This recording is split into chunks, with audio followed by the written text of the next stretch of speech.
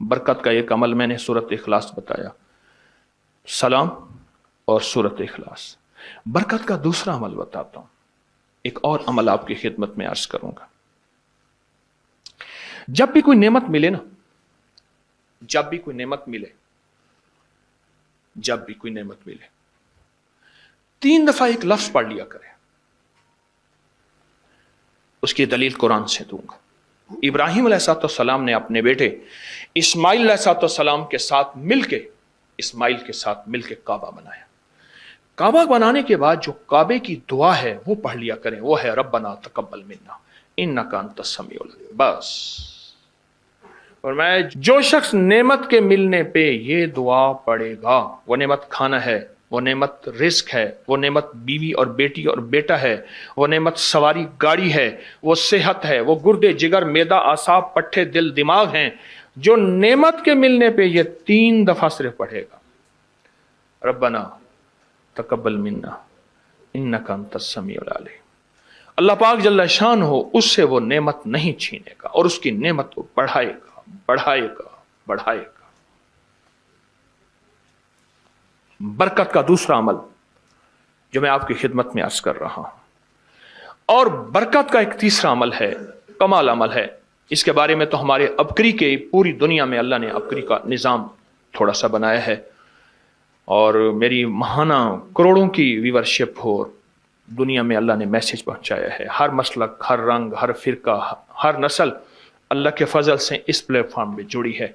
एक अमल देता हूं, आपकी कोई भी चाहत है, ख्वाहिश है, रिश्तों की बंदिश, रिस्क की बंदिश, सेहत की बंदिश, जादू जिन्नात असरात हैं। जादू जिन्नात असरात के बारे में एक लफ्ज़ कहता चलूं, बासुकत हमारी नावाकफियत होती है। हम कहते हैं अंग्रेज़ों को जादू जिन्नात असरात नजर बद नहीं होते, हमें होते हैं। मैंने अंग्रेज़ों की सैकड़ों किताबें जमा की हैं अपनी अबकरी की साइट पर कि अंग्रेज़ों को जादू जिन्नात ने कितना सताया, फिर उसने क्या किया और उनको कितना उन्होंने ख्वार किया जादू जिन्नात असरात बंदिशों नजर बद ने, और कितना बर्बाद किया। मैंने अबकरी की साइट पर, आप जाके अबकरी की वेबसाइट पे जाएं और जादुई लाइब्रेरी लिखें, सिर्फ सैकड़ों किताबें मिलेंगी आपको कि अंग्रेज जादू जिन्नात नजर बद को हमसे ज्यादा कहीं मानता है। बाज़ औक़ात नावाकफियत पे हम ये मुंह से बोल बोल बैठते हैं। आपकी कोई चाहत है, मैं एक अमल आपकी खिदमत में अर्ज करूंगा।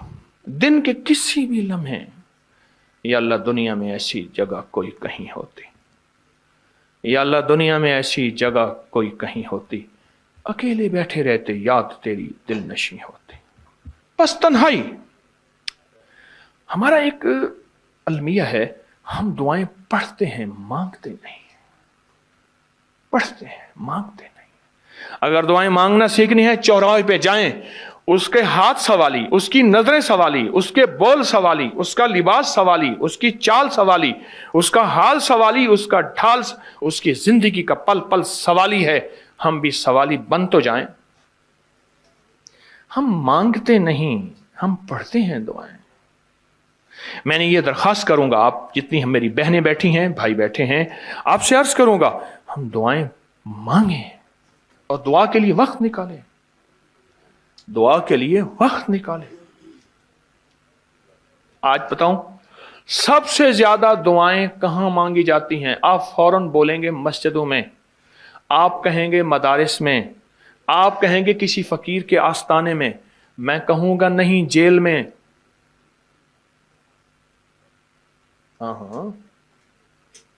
तहज्जुदें, तस्बीहात, मेरा कई दफा जेल में जाना हुआ, वहां मेरे लेक्चर हुए। तहज्जुदें, तस्बीहात, जिक्र, तिलावत, आमाल, रोना, सिसकियां, गिड़गिड़ाना सबसे ज्यादा जेल में, फिर कचहरियों में और फिर अस्पतालों में। यह सच है। कोई भी ऐसी आपके दिल में चाहत हो, अल्लाह पाक से मनवाना चाहते हैं, देखें सारा जहान चाह ले, अल्लाह ना चाहे कभी नहीं होगा। सारा जहान चाह ले, सारा जहान, अगर अल्लाह से मनवाना चाहते हैं ना, 2 नफिल हाजत के पढ़े, जिसकी पहली रकत में आयतल कुर्सी 11 बार, दूसरी रकत में कुल हुवल्लाह 11 बार, कोई मुश्किल नहीं। मैं फिर अर्ज करूंगा, 2 नफिल हाजत के पढ़ें, जिसकी पहली रकत में आयतल कुर्सी 11 बार اور دوسری رکعت میں سورۃ اخلاص قل هو اللہ 11 بار، اور اس کے بعد سلام کے بعد 3 بار سورۃ یاسین پڑھ لیں بس، اور پھر اللہ سے گڑ گڑا کے مانگیں۔ ابکری کے ہیں، آپ ابکری کے صفحات اٹھا کے دیکھیں، نیٹ کی دنیا میں لوگوں نے اس کا نام کریڈٹ کارڈ رکھا ہوا ہے، کسی نے فوری مدد رکھا ہوا ہے، کسی نے غیبی مدد رکھا ہوا ہے، کسی نے ایمرجنسی پکار رکھا ہوا ہے، کسی نے اس عمل کا جو میں نے آپ کی خدمت میں عرض کیا ہے۔ حضرت سورہ یاسین 3 بار سلام کے بعد اول آخر 3 دفعہ درود شریف۔ کمال عمل ہے، کمال عمل ہے۔ اور عرشوں سے اگر برکت کے خزانے، رحمت کے خزانے، عطاؤں کے خزانے، کوئی رشتہ ہے، کوئی بندش ہے، کوئی قرضے ہیں، کوئی بیماری ہے، کوئی دل کی مراد ہے، کوئی من کی مراد ہے، اس لیے فرمایا کبھی بھی جنت نہ مانگو، جنت الفردوس مانگو، اور اللہ جل شانہ سے کبھی تھوڑی دنیا نہ مانگو۔ پھر دنیا حسنتم سپرلیٹو ہے، اور فی الآخرت حسنتم، مولا دنیا عطا فرما، پھر وہ جتنی عطا کر دے اس کی شہنشاہ کی تقسیم ہے، پر مانگ تو لاجواب مانگ۔ میرے والد صاحب رحمۃ اللہ علیہ کے ایک ملازم نے چوری کر لی باغ کی، مجھے یاد ہے چھوٹا سا تھا، کہنے لگے چھوٹی سی مرغی کی چوری کی ہے، لے دی چوری، لے لا بکری کا بچہ۔ وہ چور تو ویسی کہلوانا تھا، کوئی بڑی چوری کرتا۔ مجھے الفاظ یاد ہیں۔ میری آپ سے درخواست یہ ہے، میرا اللہ کہتا ہے مجھ سے مانگ اور میری شان کے مطابق مانگ، پھر دنیا حسنتم اور فی الآخرت حسنتم۔ یہ جو عمل میں نے آپ کی خدمت میں بتایا ہے، 2 نفل حاجت کے کسی بھی لمحے یکسو ہو کے، اللہ کو یکسوئی چاہیے، اللہ کو یکسوئی چاہیے۔ اللہ بھی کہتا ہے ادھر ادھر نہ دیکھ، اور اگر آپ کسی تقریب میں جائیں، کسی شادی میں، کہیں تقریب میں بیگم ساتھ ہو، ادھر ادھر نہ دیکھیے گا۔ آپ اس کو کیوں دیکھ رہے تھے بولیں؟ خیال کیجئے گا، پھڑے جاؤ گے۔ تقریب میں جا کے بھی اللہ پاک بیگم بھی کہتی ہے، بیگم شرک کو پسند نہیں کرتی، بیوی واحد ہے جو بہت توحید پسند ہوتی ہے، وہ اپنے غیر کو پسند نہیں کرتی۔ میاں صاحب، بیوی کے اندر واحد ہے جو شرک سے پاک ہوتی ہے بیوی، ٹھیک ہے؟ وہ کبھی بھی کسی غیر کو پسند نہیں کرتی، اللہ بھی کسی غیر کو پسند نہیں کرتا۔ توجہ سے مانگے اور چند دن کر کے دیکھیں تو اسے، چند دن، چند ہفتے اس کو اگر معمول بنا لیں۔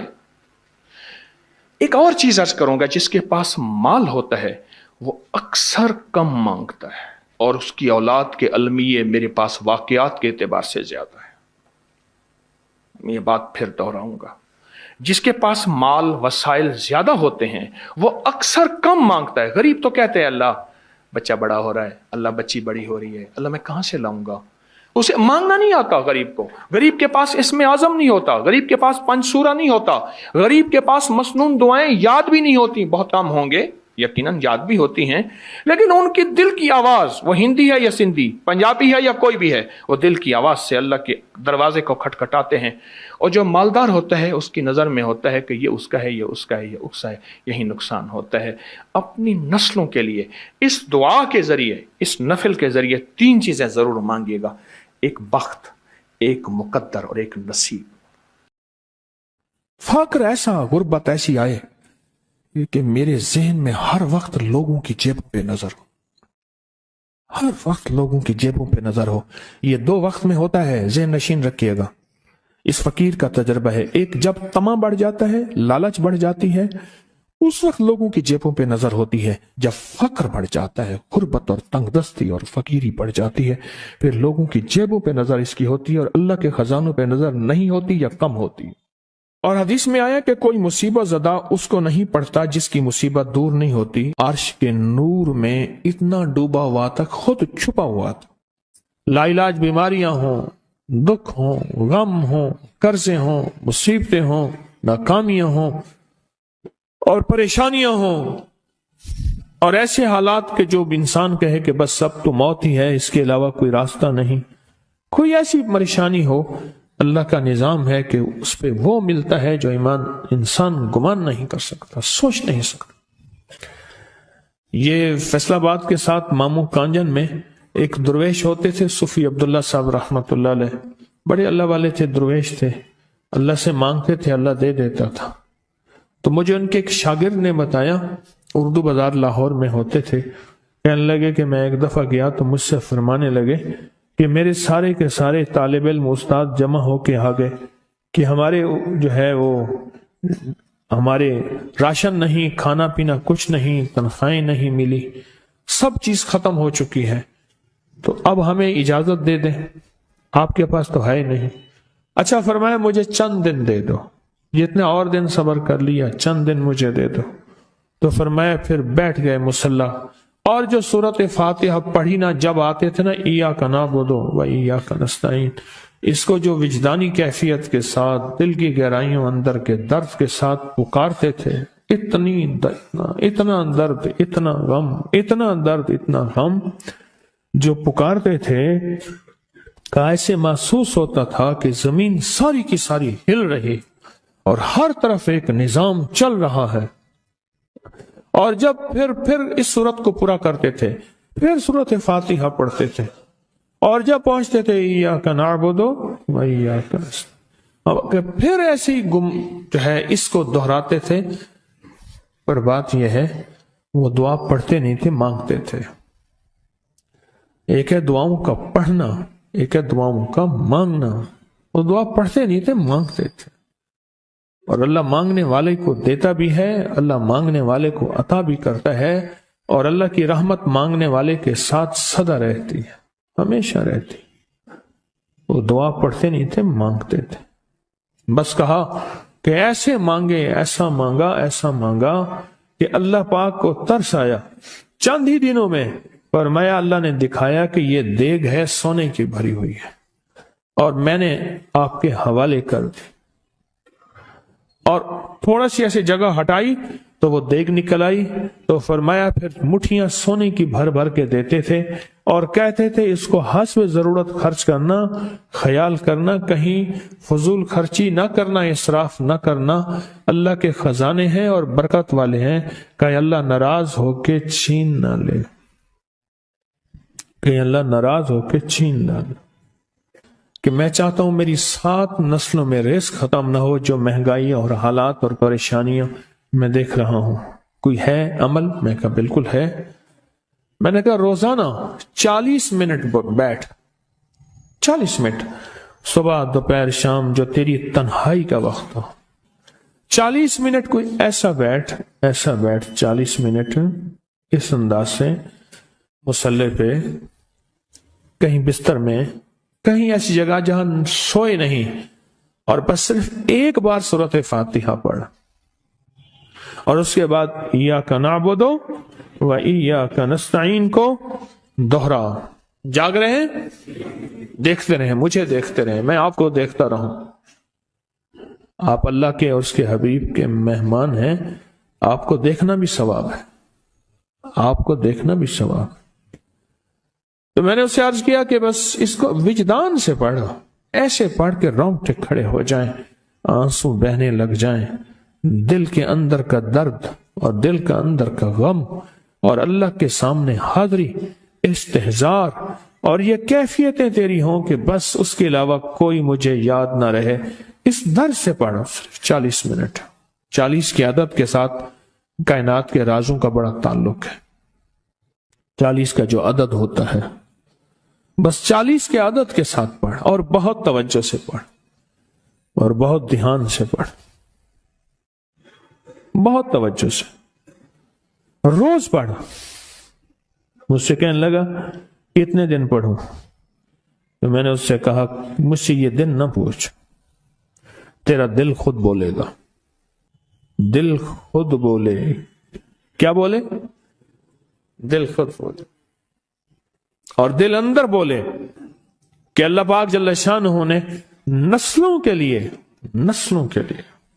رزق کی عزت، دولت، برکت کے فیصلے کر دی۔ بس دل بولے۔ کتنے دیر کر؟ اب یہ تیری اپنے مانگنے میں ہے، اب یہ تیری اپنے مانگنے میں ہے۔ مانگنے میں کمی ہے تو دل نہیں بولے گا، اگر مانگے گا تو پتہ نہیں دنوں میں یا ہفتوں میں، جتنے میں دنوں میں فیصلہ ہو جائے گا۔ فیصلہ ہو جائے گا۔ اور فرمایا اگر یہ کوئی بندہ کر لے، اللہ نسلوں کا رزق اللہ سے منوا لے۔ اور میں نے اس سے کہا خیال کرنا، رزق روحانی ساتھ منوانا، رزق روحانی ساتھ منوانا، رزق روحانی ساتھ منوانا، ورنہ دولت مال چیزیں مل جائے گی جس کے بارے میں کہا جاتا ہے کہ بعض بندے ایسے ہوتے ہیں اللہ پاک ان سے لقمے نہیں چھینتا، سجدے چھین لیتا ہے۔ اللہ ان سے لقمے نہیں چھینتا، کیوں؟ رزق جسمانی دوسرے لفظوں میں مل رہا ہے، اور رزق روحانی اللہ چھین لیتا ہے۔ یہ جو آج آپ بیٹھے ہیں تسبیح خانے میں اور میں بیٹھا ہوں، یہ ہم روحانی دسترخوان پہ بیٹھے ہیں۔ یہ بہت بڑا دسترخوان لگا ہوا ہے، یہ دسترخوان ہے۔ سنا ہے در یار پہ بڑی دھوم ہے، سنا ہے در یار پہ بڑی دھوم ہے، وہاں عاشقوں کا ہجوم ہے۔ یہ روحانی دسترخوان ہے، میں بھی خود محتاج ہوں۔ یہ روحانی دسترخوان ہے۔ تو میں نے اس سے عرض کیا کہ ایک دسترخوان نہیں مانگنا، دونوں مانگنا، رزق روحانی بھی اور رزق جسمانی تو اس کو بھی ملتا ہے جس کو کلمہ نصیب نہیں ہوا، رزق جسمانی تو اس کو ہی ملتا ہے جس کو کملی والی کی غلامی نصیب نہیں ہوئی، رزق جسمانی تو اس کو ہی ملتا ہے جس کے ماتھے پہ شقاوت لکھی ہے، رزق جسمانی تو اس کو ملتا ہے جو اللہ کا نافرمان ہے، رزق جسمانی تو اس کو ملتا ہے جو اللہ کے وجود کا انکار کرتا ہے، رزق جسمانی تو اس کو ہی ملتا ہے جو آخرت اور قبر کا انکار کرتا ہے، رزق جسمانی تو اس کو ملتا ہے جو جنات اور برزخ کا انکار کرتا ہے، رزق جسمانی تو اس کو ملتا ہے جو خود کملی والے کی نبوت کا انکار کرتا ہے۔ وہ تو بے بہا لوگ ہیں، ان کو ملتا ہے، پر تجھے بھی صرف رزق جسمانی ملا اور اللہ سے یہ منوا لیا، نہ یہ نہ منوانا، اللہ سے کہنا ہے اللہ رزق روحانی بھی دے اور رزق جسمانی بھی دے، دو رزق کٹھے عطا فرما۔ کون سا رزق؟ رزق اور رزق جسمانی بھی دے۔ کہیں ایسا نہ ہو کہ میری نسلوں میں صرف مال دولت و چیزیں ہوں اور تیرا نام اور تیرے حبیب کا نام نہ ہو، تیرا نام اور تیرے کملی والے کا نام نہ ہو، تیرا نام اور تیرے دوستوں کا نام نہ ہو، تیرا نام اور تیری آل و اصحاب کا نام نہ ہو۔ کہیں ایسا نہ ہو میں محروم ہو جاؤں، مجھے آل اور محمد اور آل محمد اور اصحاب محمد کی نسبتیں یہ بھی ساتھ عطا کیے رکھ۔ میں نے اس سے کہا کہ دو چیزیں مانگنا۔ اچھا، قدرت کا نظام ہے تو دیوانے بھی ہوتے ہیں، یقین والے ہوتے ہیں، آپ جیسے آپ مخلص بیٹھے ہیں، اور پوری دنیا میں ہمارے ساتھ اس وقت مخلص بیٹھے ہیں جو ہماری آج کی محفل میں شریک ہیں، ہوتے ہیں دیوانے۔ اس نے یقین سے پڑھنا شروع کر دیا، مجھ سے کہنے لگا ایک وقت ایک جگہ ہو بہت بہتر۔ میں نے اس سے کہا، میں نے کہا پھر بھی اگر ایک وقت ایک جگہ میسر نہ بھی ہو تو اگر عمل کسی وقت چوک جائے، عمل کی جگہ چوک جائے، عمل کا وقت چوک جائے، مجبوری میں نہ ہو تو بہتر ہے، پر توجہ نہ چوکے، دھیان نہ جائے، استحضار نہ جائے، یقین نہ جائے، اور سچا یقین ہو، سچا یقین کہ میرا اللہ خود کہتا ہے یہ مانگنا بھی تو اسی نے دیا ہے نا، اسی نے مانگنا دیا ہے۔ جب اس کریم نے مانگنا ہی خود دیا ہے تو عطا بھی خود کرے گا۔ نہیں خوف نارے جہیم کا کہ کرم ہے مجھ پہ کریم کا، وہ خود عطا کرے گا مجھے، اس نے مانگنا دیا دے گا۔ یقین ہو ایسا ایسا ایسا ایسا، اتنا زبردست یقین ہو، اتنا یقین ہو اللہ کے ملنے پہ اور اللہ کے مانگنے پہ، اتنا یقین ہو کہ گمان اور خیال سے بالا تر یقین ہو، بہت زیادہ یقین ہو۔ یاد رکھیے گا میری بات، میری طرف دیکھتے رہیں، یاد رکھیے گا جس کو ملا ہے یقین کی طاقت میں ملا ہے، اور جس سے چھنا ہے بے یقینی نے اس سے سب کچھ چھین لیا، بے یقینی نے اس سے سب کچھ چھین لیا۔ جس کو ملا ہے یقین کی طاقت سے ملا ہے، یقین ہو کہ میں کر رہا ہوں اور اللہ مجھے دے دے گا۔ کہا کہ کیسا یقین ہو؟ کہا جیسے بکری کے تھن دودھ سے بھرے ہوئے اور میں کہوں کہ میرے ہاتھ سے دباؤں گا اور دودھ نکلے گا، اس سے زیادہ یقین۔ اور کہا کس سے زیادہ یقین؟ کہا کہ ایک بڑا نوٹ ہو اور بڑا نوٹ کے اندر جو ہے ایک آنے کی چیز آنی ہے، تو میں کہوں گا اس سے تو اس کی نوٹ کے اندر تو ہزاروں آنے ہیں، اور میں ایک آنے کی چیز، ایک ٹکے کی چیز لوں گا اور میرا کام بن جائے گا، اس سے زیادہ یقین ہو، اور اس سے کہیں زیادہ یقین ہو کہ سخت پیاس ہے اور میں پانی کو دیکھوں، اور پانی کو دیکھتے ہی مجھے یقین ہو کہ اس سخت پیاس میں میرا پیاس بجھ جائے گی، پیٹ بھر جائے گا، اس سے کہیں زیادہ یقین ہو۔ میں پھر بھی یقین کو نہیں سمجھا سکا، علم بھی محدود ہے، الفاظ بھی میرے پاس محدود ہیں، اس سے کہیں زیادہ یقین ہو، اس سے کہیں زیادہ یقین ہو، اور بہت زیادہ یقین ہو، اتنا یقین ہو۔ کیا خیال ہے؟ آپ چاہیں گے اپنی نسلوں کے لیے بخت، رزق، نصیب اور مقدر منوا لیں؟ کیا خیال ہے؟ وہ بڑا کریم ہے۔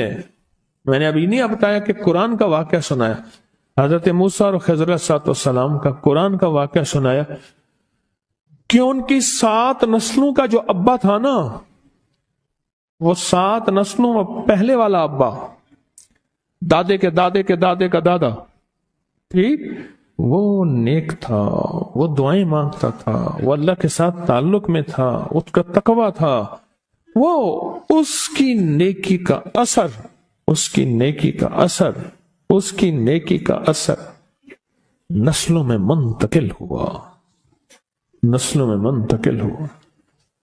پڑھ لیں، مانگ لیں، اللہ سے کر دیں کہ اللہ میرے لیے اور میری نسلوں کے لیے رزق روحانی اور رزق جسمانی کے فیصلے کر دیں، رزق روحانی اور رزق جسمانی کے فیصلے کر دیں۔ شاہ عبد الرحیم تھے شاہ ولی اللہ رحمت اللہ علیہ کے والد محترم، انہوں نے شاہ ولی اللہ سے کہا، بیٹا میں تجھے روحانی مشقیں کرا رہا ہوں، ایک مشق ایک بھی کر لے، اپنے لیے اور اپنی نسلوں کے لیے اللہ سے رزق منوا لے۔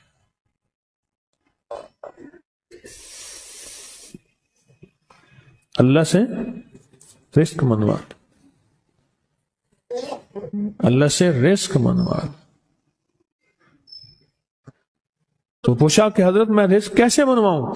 اور میں کہ کچھ وقت ایسا نکالا کر، ایسا وقت نکالا کر 2 گھڑی اور 3 گھڑی کا، ایک ساتھ 2 گھڑی اور 3 گھڑی، ایک ساتھ تقریباً 21 منٹ کی ہوتی ہے،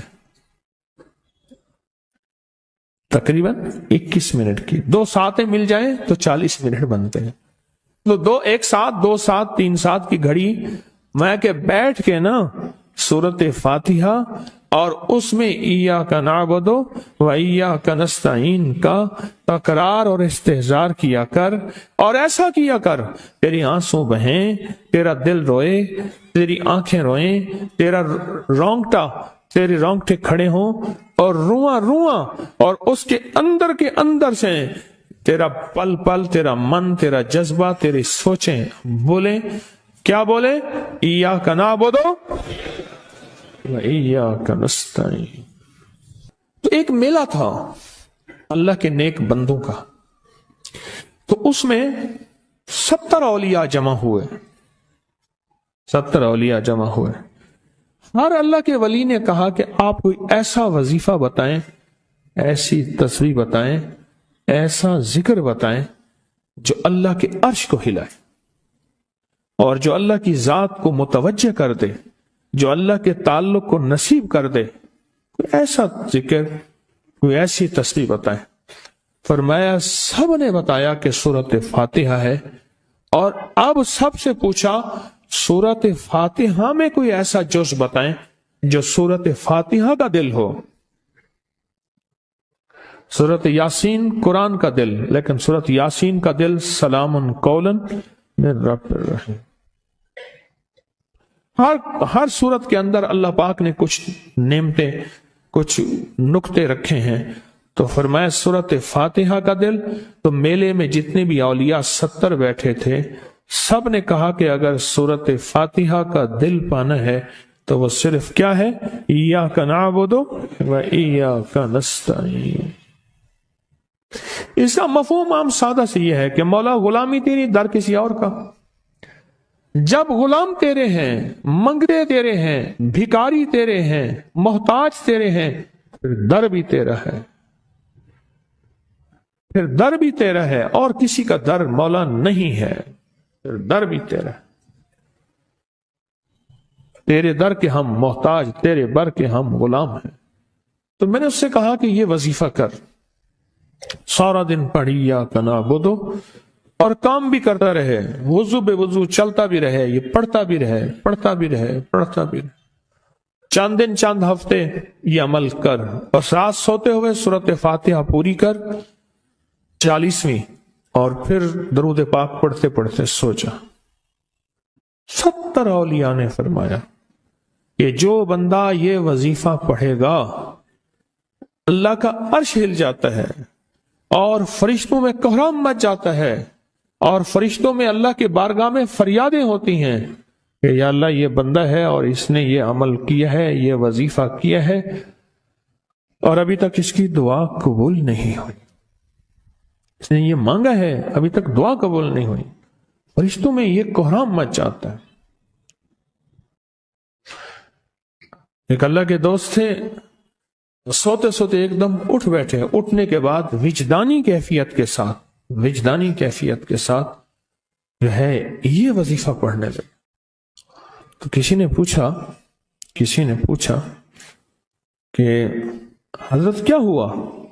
فرمایا میں نے دیکھا کہ اللہ کے عرش کے نیچے جنتی ہیں اور وہ ٹہل رہے ہیں، اور سب کی زبان پہ یہی وظیفہ ہے۔ محبت سے بلاتے ہیں، بہت زیادہ بلانے والے ہیں، ان کے ہاں چلا جاتا ہوں، میں نے دیکھا تو ان کا بھائی جو ہے ایسے چل رہا تھا تو ہاتھ میں تسبیح تھی، بات تھوڑی کرتا تھا، تسبیح زیادہ پڑھتا تھا۔ اس کا دبئی میں بہت بڑا کاروبار، جسے کہنا چاہیے بہت بڑا کاروبار دبئی میں۔ اللہ کا گاڑی میں جا رہا تھا، کچھ لوگ آئے، گاڑی کا دروازہ کھولا، بیٹھے، مجھے لے گئے، پھر میرے گھر والوں کو مہینوں پتہ نہ چلا، اور اس کے بعد بڑی اذیتوں کے بعد میں چھوٹا۔ اب وہاں بیٹھ کے پھر اللہ ہی تھا تنہائی میں، اور تو کوئی تھا ہی نہیں۔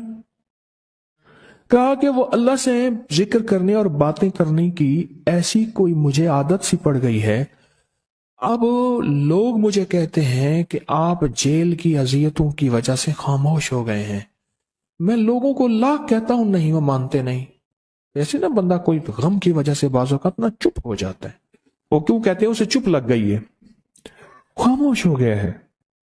تارا میں لوگوں کو کہتا ہوں نہیں، میں جیل کی وجہ سے خاموش نہیں ہوں، اس قید نے، اس جیل نے میرے اوپر جو آزمائش بھیجی ہے، اس قید نے اور جیل نے میرے اوپر جو آزمائش بھیجی ہے، اور میں پھر وہاں ذکر کا عادی بنا، دعاؤں کا عادی بنا، تسبیح کا عادی بنا، اعمال کا عادی بنا، اور وہ عادت سی پڑ گئی ہے، اور وہ عادت سی ایسی پڑی ہے کہ بس سارا دن اب اسی میں لگا رہتا ہوں،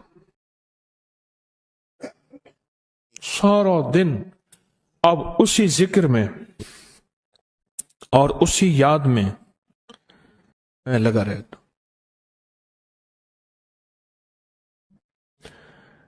کہیں ایسا نہ ہو ہم بھی اگر ذکر سے غافل ہوئے، تسبیح سے غافل ہوئے، کوئی خدا نہ خاصہ ایسی آزمائش آ جائے، اور پھر ہم ذکر اور تسبیح اور اعمال کے عادی بن جائیں، اللہ سے عافیت مانگے۔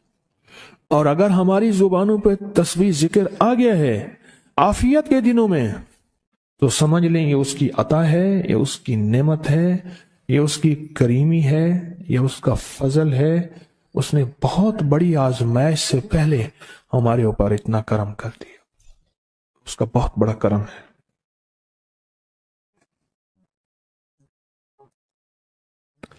اس لیے اللہ جل شانہ کے حبیب کملی والے نے آزمائشوں سے پناہ مانگی ہے، اللہم انی اعوذ بک من جہد البلاء، آزمائش، کوئی بلا آ جائے، ودرک شقا، شقاوت میں میرا نام آئے، بدبختی میں، یہ بھی آزمائش ہے، وسوء القضاء، میرے لیے ایسے فیصلے ہونا شروع ہو جائیں جو مجھے برباد کر دیں، ایک کے بعد دوسرا میرے حق میں فیصلہ، میرے خلاف فیصلے سارے، وشماتت الاعداء، اور ایسا وقت میرے آزمائش نہ آئے کہ دشمن تالیاں بجائے، دشمن ہنسے اور میرا مذاق اڑائے۔ اس لیے میرے آقا نے، میرے حضور نے آزمائشوں سے پناہ مانگی ہے، عافیت مانگی ہے۔ اللہم انی اعوذ بک من زوال نعمتک، اللہ نعمت دی پھر اس کا زوال آ گیا، وتحول عافیت، عافیت دی تو تو نے چھین لی، اللہم انی اعوذ بک من زوال نعمتک وتحول عافیتک وفجاءت نقمتک وجمیع سخطک، اے اللہ کو میرے اوپر ایسے حملے ہوں اور سختیاں میرے اوپر شروع ہوں، مولا میں اس سے پناہ مانگتا ہوں۔ میں مانگتا کیا ہوں؟ ربنا آتنا فی الدنیا حسنت، اسے دنیا کا بہترین پیکج مانگتا ہوں، اور فی الآخرت حسنت، تو اسے آخرت کا بہترین پیکج، شاندار، لاجواب، بہترین۔ ہاں، آزمائشیں، مصیبتیں، تکلیفیں، حوادث، حادثات، ناکامیاں، بیماریاں، پریشانیاں میں نہیں مانگتا مولا۔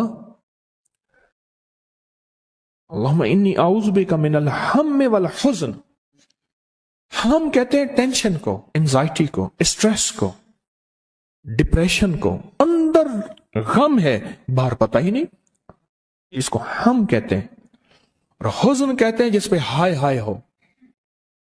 اے اللہ میں تجھ سے اندر کا دکھ جو مجھے دیمک کی طرح کھائے، اور باہر کا دکھ جو مجھے تڑپائے، اندر کا دکھ کھائے اور باہر کا دکھ تڑپائے، اے اللہ میں اس سے پناہ مانگتا ہوں۔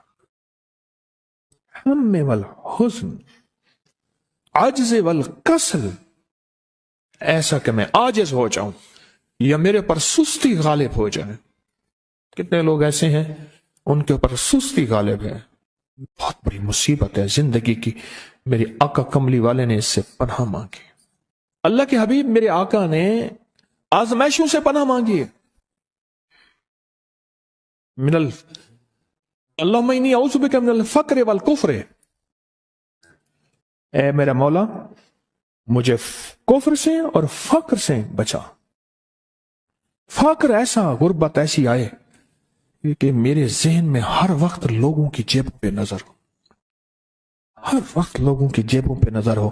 یہ دو وقت میں ہوتا ہے، ذہن نشین رکھیے گا، اس فقیر کا تجربہ ہے۔ ایک جب طمع بڑھ جاتا ہے، لالچ بڑھ جاتی ہے، اس وقت لوگوں کی جیبوں پہ نظر ہوتی ہے۔ جب فقر بڑھ جاتا ہے، غربت اور تنگ دستی اور فقیری بڑھ جاتی ہے، پھر لوگوں کی جیبوں پہ نظر اس کی ہوتی ہے اور اللہ کے خزانوں پہ نظر نہیں ہوتی یا کم ہوتی۔ اے میرا مولا مجھے فقر سے بچا اور کفر سے بچا، کہ ایسا وقت نہ آئے میں اپنا دین بیچ بیٹھوں، اپنا ایمان بیچ بیٹھوں۔ ہمارے ایک مخلص تھے عبدالوحید سلیمانی صاحب رحمۃ اللہ علیہ، کہنے لگے انارکلی میں میرا ایک دوست تھا، تو میں اس دوست کے ساتھ زندگی گزری، پنجاب یونیورسٹی میں اکٹھے پڑھتے تھے، تو پھر پتہ چلا کہ وہ بہت مالدار ہو گیا۔ اسلام آباد کے ایک بہت بڑے سیکٹر میں گیا تو اس کا گھر دیکھا، گاڑیاں، بڑا گھر، اور یہاں اس کے پاس ایک پرانی سی پتلون ہوتی تھی اور غربت ہوتی تھی، اور انارکلی کے کسی اوپر چبارے کے کسی کمرہ لیا ہوا تھا۔ تو میں نے اس کا نام لے کے پوچھا یہ کیا؟ اس نے ایسے سینے پہ ہاتھ رکھ کے کہا بس یہی بیچا ہے، اب باقی سب ٹھیک ہے، سینے پہ ایمان بیچا ہے، سب کچھ مل گیا۔ اللہ میرے پر وہ وقت نہ لا جب میرے اوپر فقر غالب آ جائے یا کفر آ جائے۔ میرے آقا کملی والے نے آزمائشوں سے پناہ مانگی، اور آپ حضرات کتنے خوش قسمت ہیں، اس کی شان کریمی اللہ نے آزمائشوں سے بچائے، اور انشاءاللہ ان نام کی برکتوں سے، ان دعاؤں کی برکتوں سے، ان تسبیحوں کی برکتوں سے، اس اللہ کے نام لینے کی برکت سے انشاءاللہ اللہ اور آزمائشوں سے بچائے گا۔ اللہ نے بغیر آزمائشوں کے ہمیں اپنا نام دے دیا، اپنے نام کی تسبیح دے دی، اپنا ذکر دے دیا، اپنی یادیں دے دی۔ کسی جگہ منہ سے اللہ نکل جاتا ہے، کہیں رحمان نکل جاتا ہے، کہیں بسم اللہ نکل جاتا ہے۔ ابو عبداللہ مغربی فرماتے ہیں میں نے رسول اللہ صلی اللہ علیہ وسلم کو خواب میں دیکھا، عرض کیا مجھے اللہ سے ایک حاجت ہے، اس وسیلے سے دعا مانگو۔ عرض کیا مجھے اللہ سے ایک حاجت ہے کہ اس وسیلے سے دعا مانگو، کوئی عمل بتا دیں، کوئی وسیلہ بتا دیں آقا۔ میں نے حضور سے خواب میں سوال کیا تو آپ نے ارشاد فرمایا جس کو بھی اللہ سے کوئی حاجت ہو اسے چاہیے وہ سجدے کرے، یعنی 2 رکعت ادا کرے اور سجدے کی ہر رکعت میں 40 مرتبہ آیت کریمہ پڑھے، جو میں عمل میں بتایا کرتا ہوں، لا الہ الا انت سبحانک انی کنت من الظالمین۔ جب بھی کوئی مشکل ہو، الجھن ہو، پریشانی ہو، کوئی تکلیف ہو، کوئی مسئلہ ہو، تو میرے حضور نے فرمایا کہ تو ایسا کر، تو ایسا کر، تو کیا کر، تو نفل پڑھ، ہر رکعت میں سبحان ربی الاعلیٰ کے بعد 40 مرتبہ آیت کریمہ پڑھ، اور پڑھ ایسے ڈوب ڈوب کے، مانگ مانگ کے، گڑ گڑا کے، بھکاری محتاج سائل اور منگتا بن کے پڑھ۔ اور حدیث میں آیا کہ کوئی مصیبت زدہ اس کو نہیں پڑھتا جس کی مصیبت دور نہیں ہوتی۔ آیت کریمہ کو فرمایا کوئی مصیبت زدہ اگر پڑھ لے اس کی مصیبت دور ہوتی ہے۔ اور ایک اور حدیث میں ہے کہ کبھی ایسا نہیں ہوا کہ کسی مسلمان آدمی نے کسی چیز کے لیے اسے پڑھا ہو اور اس کی دعا قبول نہ ہوئی ہو، اور اس کو ترمذی اور نسائی نے روایت کیا ہے۔ میرے آقا فرماتے ہیں کہ میں جب شب معراج میں میرا ایک شخص پر گزر ہوا جو نور عرش میں چھپا ہوا تھا، عرش کے نور میں اتنا